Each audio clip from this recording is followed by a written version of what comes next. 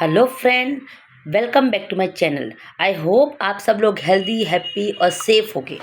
मुझे बहुत सारे स्टूडेंट की रिक्वेस्ट आई कि miss please Phillips curve stagflation पे वीडियो बनाओ। सो मुझे पता है अभी एग्ज़ाम आने वाली है, सो आप सबके लिए थोड़ा सा टाइम निकाल के मैं ट्राई करूँगी कि इस तरह का वीडियो बनाऊँ कि so that you can easily right in exam. So start with the video. The topic name is Philips curve in A short term and long term. First of all introduction करते हैं। So the concept Phillips curve given by A.W. Phillips in 1957. The concept Phillips curve given by A.W. Phillips in 1957, and he was a professor at London School of Economics. See, when Phillips curve made this video, so that time he has observed something. He has observed something in the United Kingdom in 1861 to 1957, and on the basis of observation, he came to know that there is an inverse relation between rate of unemployment and money wages. It means that US में कुछ ऐसा चल रहा था और we can से UK में कुछ ऐसा चल रहा था। तो फिलिप्स कर्व ने जब वो सारी सिचुएशन ऑब्जर्व की तो उन्हें पता चला कि there is a inverse relation between unemployment and wage rate. It mean that inflation और अनएम्प्लॉयमेंट का, और हम बोल सकते हैं वेज रेट और अनएम्प्लॉयमेंट का कुछ इनवर्स रिलेशन उन्हें पता चला। सो फिलिप्स कर्व ने यही कंसेप्ट ट्रेड ऑफ के थ्रू बताई है। There is also trade off between wage inflation and unemployment. So in short Phillips curve ने अपने पूरे ऑब्जर्वेशन पे ये बताया है कि there is a inverse relation between wage rate and rate of inflation, और we can say unemployment. Now we start with the explanation. A.W. Phillips presented empirical theory of inflation known as Phillips curve. देखो, जब जो भी चीज़ें Philips curve ने observe किया, उस observation पे ये पता चला कि there is a inverse relation between rate of unemployment और वेज रेट, और ऐसे भी बोल सकते हैं कि there is a inverse relation between rate of unemployment और inflation. So that Phillips curve की थियोरी को हम इन्फ्लेशन थियोरी भी बोलते हैं। Next start with the video. Next is Phillips curve ने क्यों ऐसे बोला कि there is a inverse relation between rate of unemployment and wage rate, और we can say Phillips curve ने ऐसा क्यों बोला कि there is a inverse relation between rate of unemployment and inflation.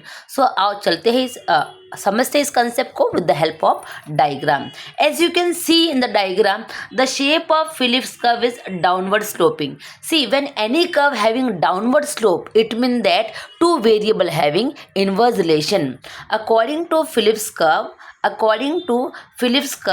when the rate of wage increase up to 6%, when rate of wage increase up to 6%, then rate of unemployment is 4%. It means that जब wages ज़्यादा होते हैं तो rate of unemployment कम होता है, वो है 4%। ऐसा क्यों? क्योंकि देखो, सैलरी ज़्यादा है, ऑटोमेटिकली लेबर का डिमांड भी ज़्यादा है, then automatically rate of unemployment less. Same here, if rate of wages increase जो होता है वो डिक्लाइन हो रहा है, रेट ऑफ वेजेस जो है वो डिक्लाइन हो रहा है, 6 to 3% हो गया। So when rate of wages decline, automatically rate of unemployment increase होगा फ्रॉम 4 to 8%। ऐसा क्यों? क्योंकि अगर लोगों को मार्केट में कम सैलरी मिल रही है, it mean that there is a no requirement of labour, so when people started to get less salary, it mean that the requirement of labour decline in a market, so that rate of unemployment increase. See, this type of situation we face in a pandemic period. In pandemic period, you must be observed that people started to get half salary. When people started to get less salary, it means that the requirement of labor is less. So when requirement of labor is less, automatically rate of unemployment increase. According to Phillips curve, whenever there is a high wages, or we can say inflation, so that time rate of unemployment is very high. Philips curve का कहना है कि जब भी market में employees को ज़्यादा salary मिलती है, it mean that the demand for labour is very very high. So when demand for labour is very high, automatically rate of unemployment आपका कम होगा। In the diagram they have shown with the help of 4%. Same here, if rate of wages decline, automatically labor of demand for labor fall down. अगर market में आपका wages कम हो रहा है, इसका मतलब है जो लेबर का डिमांड है वो भी कम होते जा रहा है. सो लेबर का डिमांड कम होता जा रहा है, it mean that the rate of unemployment is going to be increase. So there is an inverse relation between wages and unemployment. So the shape of Phillips curve is a downward sloping in a short run. The shape of Phillips curve downward sloping in a short run. See, according to Phillips curve, short run में जब भी आपकी wages ज़्यादा हो, इसका मतलब होता है कि there is a more demand for labor, तो हमारा rate of unemployment कम होगा. अगर रेट ऑफ वेजेस कम हो रहा है, it mean that there is a less demand for labour, so automatically आपका जो रेट ऑफ अनएम्प्लॉयमेंट वो बढ़ेगा. तो शॉर्ट रन में फिलिप्स कर्व का शेप कैसा है? Downward sloping from left to right. And as per Phillips curve there is a inverse relation between rate of wages and rate of unemployment. Then same explanation whatever I have explained I have given over here. क्या बोलता है Phillips curve कि when wage rate is very high, rate of unemployment is less. When wage rate is very high, rate of unemployment is very high. क्या बोला है? The excess demand for wages, so wage rate will be high. अगर समझो labour की when there is the excess demand for wages, तो wage rate high होगी. क्यों? अगर मार्केट में लेबर लोग ज़्यादा सैलरी मांग रहे हैं, इसका मतलब है कि मार्केट में लेबर की डिमांड ज़्यादा है. अगर लेबर की डिमांड ज़्यादा है then automatically rate of unemployment कम हो जाएगा. सेम अगर अनएम्प्लॉयमेंट रेट हाई है तो जो ट्रेड यूनियन के लीडर होते हैं they can not force any firm to increase salary. Because already rate of unemployment is very high. तो इन शॉर्ट फिलिप्स कर्व क्या बोलता है कि जब भी वेज रेट हाई होता है that time rate of unemployment is very very less because more demand for labour.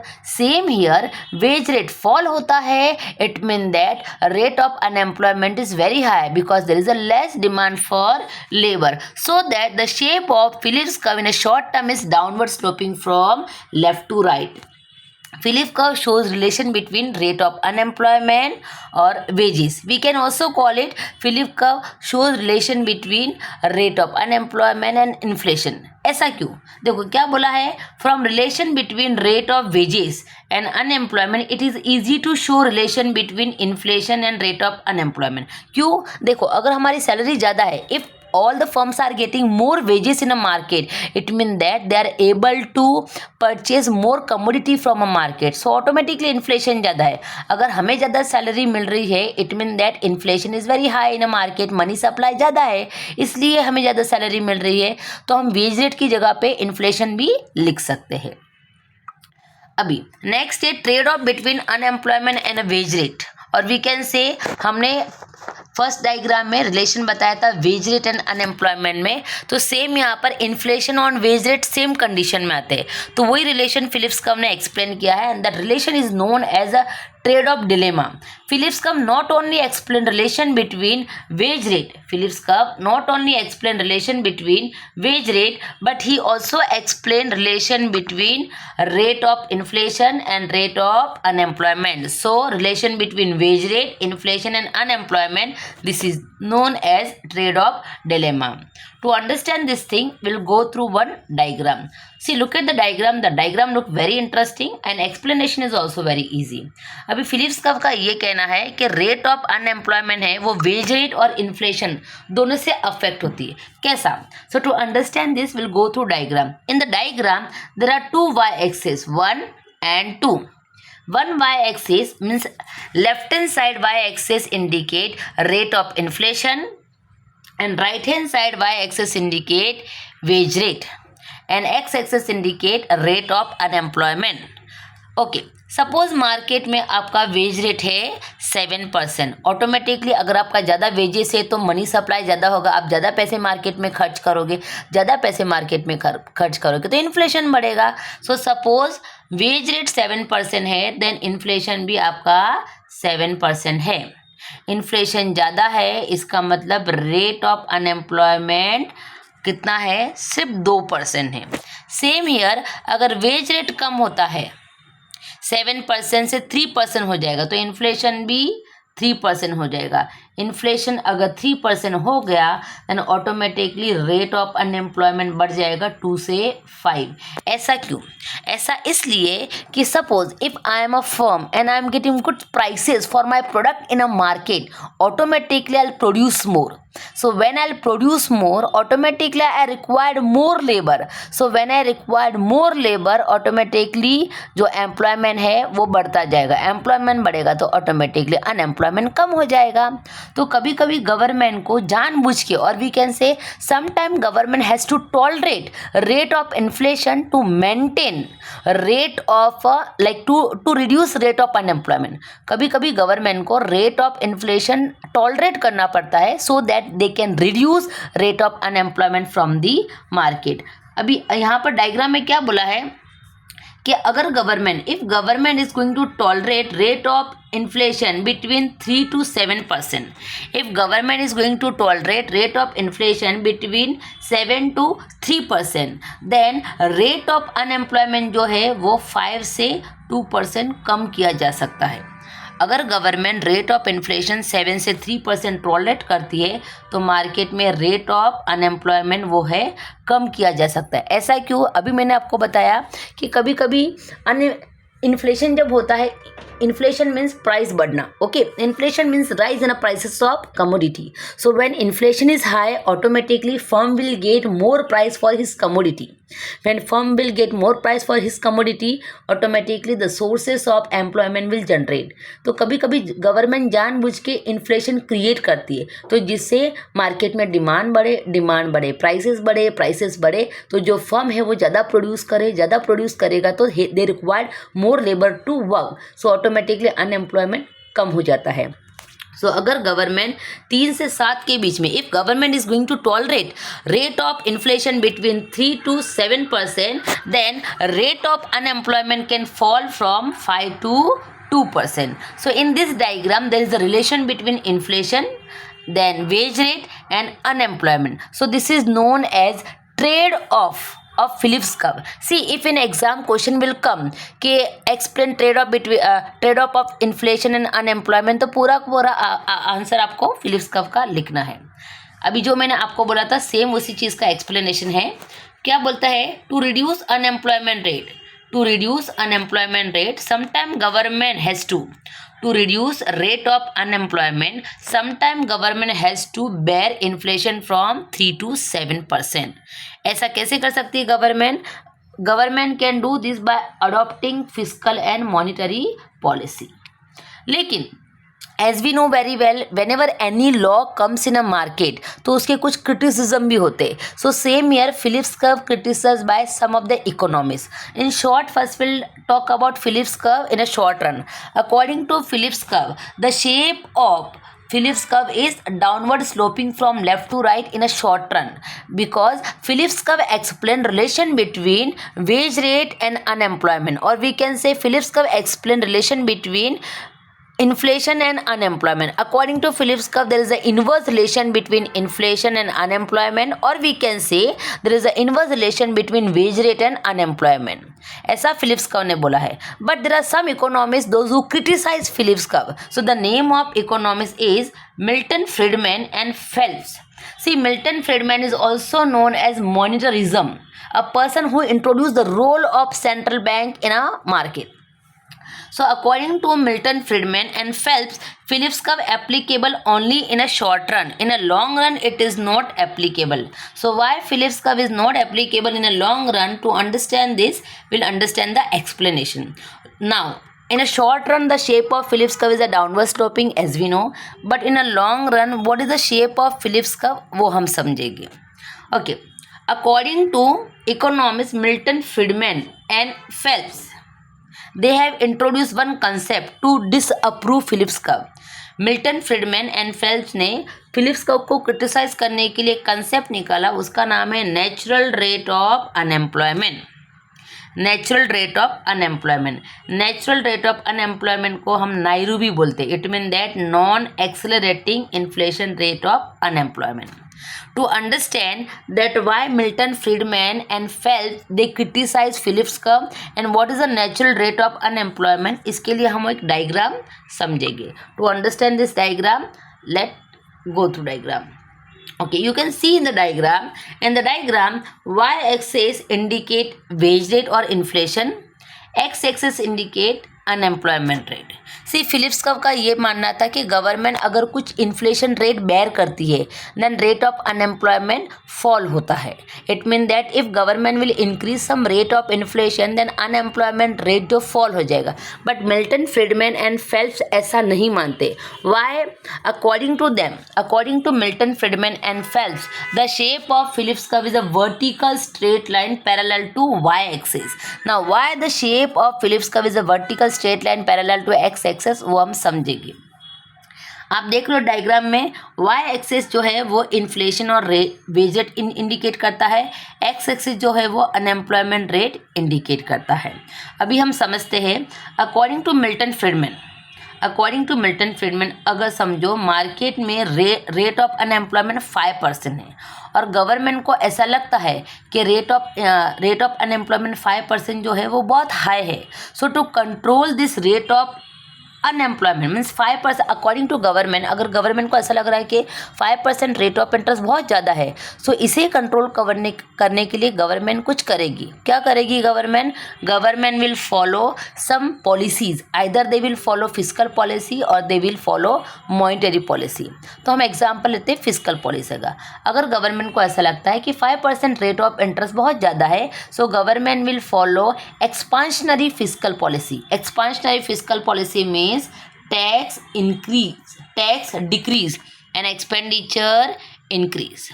तो गवर्नमेंट अगर ऐसा करती है कि टैक्स कम करती है और एक्सपेंडिचर बढ़ा देती है तो that is known as a expansionary physical policy. अब गवर्नमेंट अगर टैक्स कम करती है और एक्सपेंडिचर बढ़ा देगी तो क्या होगा? मार्केट में मनी सप्लाई बढ़ेगा, पहला पॉइंट. सेकेंड है the demand will rise, because market में मनी सप्लाई हो गया तो डिमांड बढ़ेगा, डिमांड बढ़ेगा तो प्रोडक्शन बढ़ेगा, प्रोडक्शन इंक्रीज होगा तो जो रिक्वायरमेंट है लेबर की वो बढ़ेगी. अगर लेबर की रिक्वायरमेंट बढ़ेगी then automatically rate of unemployment क्या हो जाएगा? कम हो जाएगा. रेट ऑफ अनएम्प्लॉयमेंट क्या हो जाएगा? कम हो जाएगा. यहाँ तक ठीक है. बट मिल्टन फ्रीडमैन और फेल्प्स का कहना है कि फिलिप्स कर्व जो है वर्टिकल स्ट्रेट लाइन होता है. वर्टिकल स्ट्रेट लाइन मतलब वी कैन से एकदम इनइलास्टिक. ऐसा क्यों बोला उन्होंने? तो इसको समझने के लिए पहले हम थोड़ा एक्सप्लेनेशन समझते हैं. अभी हमने डायग्राम में देखा कि अकॉर्डिंग टू मिल्टन फ्रीडमैन और फेल्प्स, सपोज मार्केट में रेट ऑफ अनएम्प्लॉयमेंट 5% है and government consider this 5% rate of unemployment is very very high. अगर ये 5% रेट ऑफ अनएम्प्लॉयमेंट बहुत ज़्यादा है, so to control this government will adopt expansionary physical policy. Expansionary physical policy means to reduce tax rate and increase expenses और they can also adopt monetary policy, मतलब money supply बढ़ाएगी. अभी समझो कि government ने मार्केट में money supply increase किया और जो टैक्सेस है वो कम कर दिए, तो because of that aggregate demand बढ़ेगा. एग्रीगेट डिमांड बढ़ेगा तो प्राइस बढ़ेगा, प्राइस बढ़ेगा तो फर्म ज़्यादा प्रोड्यूस करेगा, फर्म ज़्यादा प्रोड्यूस करेगा तो automatically demand of labour is going to be high. When demand of labour is going to be high, rate of unemployment fall below 5%. अगर रेट ऑफ अनएम्प्लॉयमेंट फॉल होगा it mean that job create हो रही है market में. अगर market में job create होगी इसका मतलब लेबर का डिमांड बढ़ रहा है. लेबर का डिमांड बढ़ेगा then automatically he will demand for a higher wages and higher salary. और अगर कोई भी labour, if any labour demand for a higher salary and higher wages in a market, automatically firm का cost of production बढ़ता है. कैसे firm का cost of production बढ़ता है? आपको पता है कि labour is a factor of production. अगर फर्म सबको हाई सैलरी देगा तो ऑटोमेटिकली उसका कॉस्ट ऑफ प्रोडक्शन बढ़ जाएगा. अगर उसका कॉस्ट ऑफ प्रोडक्शन बढ़ जाएगा तो वापस वो धीरे धीरे क्या करेगा? लेबर्स को अपनी कंपनी में से निकालना चालू कर देगा.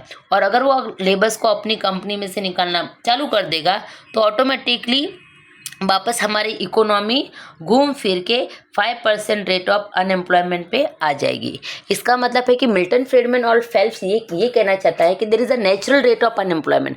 नेचुरल रेट ऑफ अनएम्प्लॉयमेंट का मतलब होता है कि अगर हमारे कंट्री में रेट ऑफ अनएम्प्लॉयमेंट ज़्यादा है एंड गवर्नमेंट को उसको कंट्रोल करने के लिए they are trying to do something, so for some time, for short period वो रेट ऑफ अनएम्प्लॉयमेंट कम हो जाएगा, बट लॉन्ग पीरियड में वो रेट ऑफ अनएम्प्लॉयमेंट घूम फिर के अपने ओरिजिनल पॉइंट पे आ जाएगा। So that according to Milton Friedman and Phelps the shape of Phillips curve in a long term is vertical straight line parallel to Y axis. फिर क्या बोला यहाँ पर, see same explanation which I have given you. फिर यहाँ जो Milton Friedman और Phelps है उनका क्या कहना है, in a long run the shape of Phillips curve is a vertical straight line parallel to Y axis. According to Milton Friedman and Phelps there is a no trade off between unemployment और inflation. इसका मतलब है कि भली government कितना भी inflation tolerate कर ले, बट एक लिमिट के बाद जो रेट ऑफ अनएम्प्लॉयमेंट है वो अपने ओरिजिनल पॉइंट पे आ जाएगी। इसका मतलब है कि समझो हमारी कंट्री में रेट ऑफ अनएम्प्लॉयमेंट 5% है और गवर्नमेंट कुछ ट्राई कर रही है उसे कम करने के लिए, तो for short period it will fall, but in a long period वो अपने ओरिजिनल पॉइंट पे वापस आ जाएगी। So as per economist downward sloping Phillips curve does not exist. और हम बोल सकते हैं कि according to Milton Friedman and Phelps कि फिलिप्स कर्व जो डाउनवर्ड स्लोप होता है वो एग्जिस्ट ही नहीं करता है। फिलिप्स कर्व का शेप वर्टिकल स्ट्रेट लाइन होता है लॉन्ग टर्म में, ऐसा मिल्टन फ्रीडमैन एंड फेल्प्स मानते हैं, बट शॉर्ट रन में फिलिप्स कर्व के हिसाब से the shape of Phillips curve is downward sloping, because उन्होंने बताया है there is a inverse relation between wage rate, inflation और अनएम्प्लॉयमेंट। लेकिन फिलिप्स कर्व का जो कंसेप्ट है उसको like the concept Phillips curve question first time when stagflation came in US in 1970। जो भी फिलिप्स कर्व ने कहा कि अगर गवर्नमेंट इन्फ्लेशन थोड़ा टॉलरेट करेगी तो रेट ऑफ अनएम्प्लॉयमेंट कम हो जाएगा। लेकिन ये जो बात है इस बात के ऊपर क्वेश्चन कब आया, जब यूएस में स्टैगफ्लेशन आया 1970 में। स्टैगफ्लेशन का क्या मतलब होता है, व्हाट इज स्टैगफ्लेशन, वो हम करेंगे अगले वीडियो में। आई होप स्टूडेंट ये वीडियो आपको हेल्प करेगा to understand Phillips curve in a short term and long term. Please watch out entire video. If you like it, share to your friends. Thank you so much. Like, share and subscribe.